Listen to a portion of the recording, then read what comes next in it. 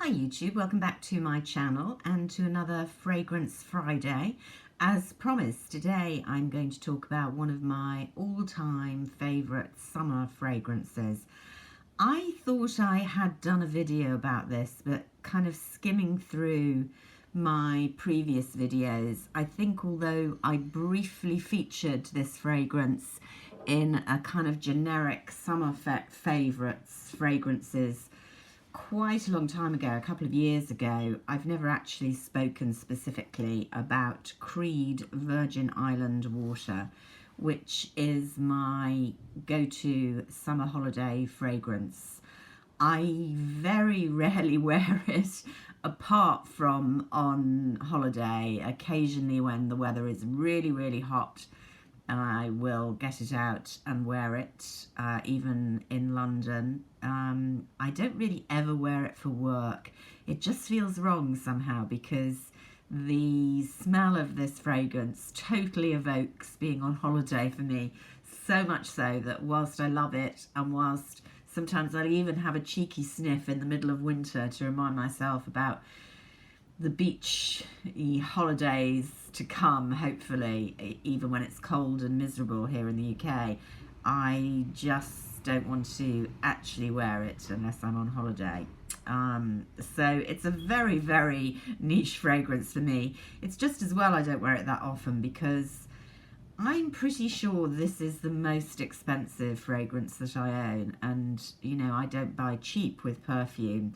I'm not even going to guess how much a bottle of this size costs now. Hasn't even got the, it's about 250 ml, isn't it, there?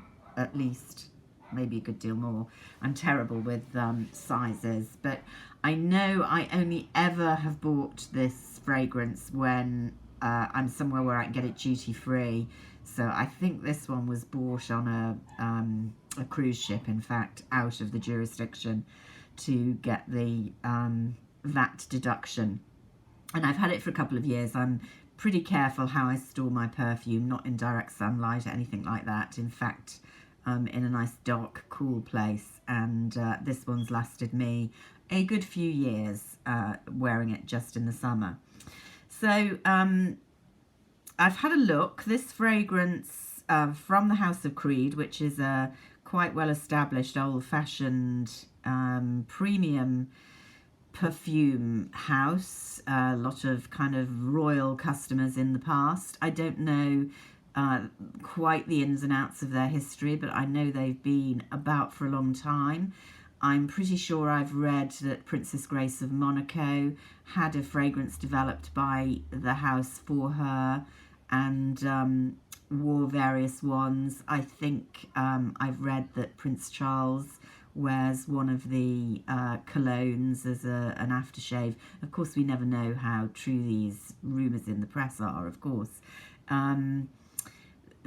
Very much a premium old-fashioned house, but this is a relatively modern fragrance for the modern market, developed in 2007, and I feel I've been using it for about a decade, so quite a lot of that time. The predominant note of this fragrance is coconut, with a lot of lime. If you don't like coconut or you don't like lime, you are not going to like this fragrance. What I like about it is, well, I do quite like the fragrance and indeed the taste of coconut. Coconut ice cream, one of my all-time favourite desserts. I don't think it does very well, usually, in a fragrance. It's often put in quite cheap, girly, beachy fragrances, and they just smell like suntan lotion, which is a perfectly nice fragrance, but you certainly don't want to be spending a lot of money to smell like Communal Garden suntan lotion, in my opinion. So I think it's a really, really difficult note to do well, but if it is done well, of course, it's very evocative of tropical paradise, beaches, turquoise water, all the rest of it. You know, it just conjures those images. The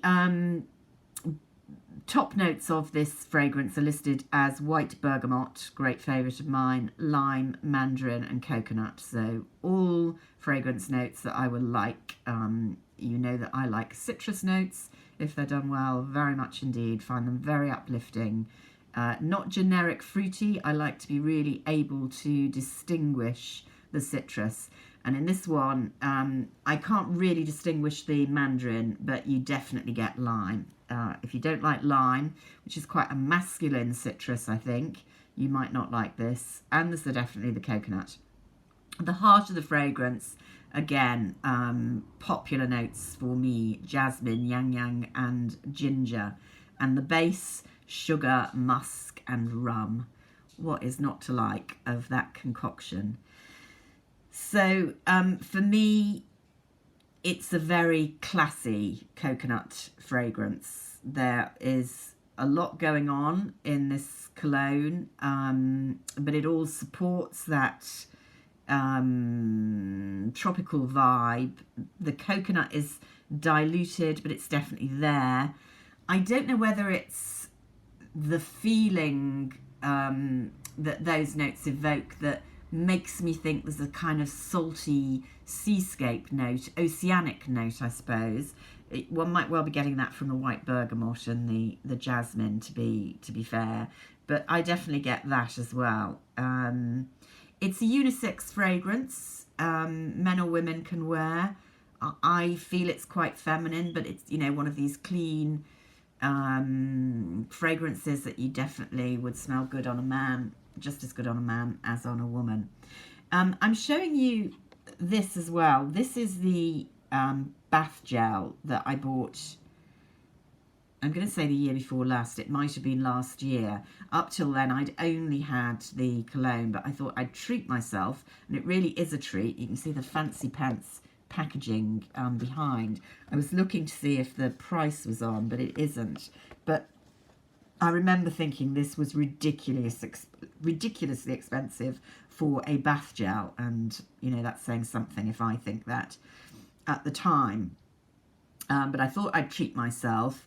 I very often like to layer my fragrances if I'm really fond of them, because I think that definitely increases the longevity on the skin, as well as being very luxurious. But whilst I love the perfume here, I would not recommend getting the bath product, certainly not the bath gel. It really, you know, barely smells in the bottle, and once it's diluted in the bath or the shower, you really can't smell it, not even on the skin when you're lathering up, and it definitely doesn't increase the longevity of the fragrance. So that has been a huge waste of money for me, and I definitely would not recommend it, even though that's what I usually recommend. I don't know if they do a body lotion, which is the other alternative. Can't remember seeing that. But the fragrance, really difficult to get samples of this. I've never managed to get a sample bottle of a Creed fragrance. You know, even super sucking up to the sales assistants and buying quite a few bits and pieces over the years. So the best you're going to do is get a good spray if you go to Liberty's in London or somewhere else that stocks Creed. I might add, they don't always carry the full range, even in Liberty's, and the Virgin Island water is one of the ones which is often missing a tester, annoyingly or not. I think they have it in Harrods as well. I'm sure other places. And certainly in Barney's and places like that in New York, I've seen it. But, you know, give yourself a good spray of it. As I say, if you don't like those tropical notes, you're not going to love this. But if you do like coconut and lime, but find, you know, the Bath and Body Works type versions of them are really a bit yucky, and you can see yourself splurging on a seasonal summer fragrance, then this is a good one to try. It really, really does reek of summer, and it is a pleasure in the dark, cold, wet, miserable days just to have a little sniff of a bottle that immediately transports you to nice sunny beaches. So there we go, Fragrance Friday for the summer, and speak to you soon. Bye for now.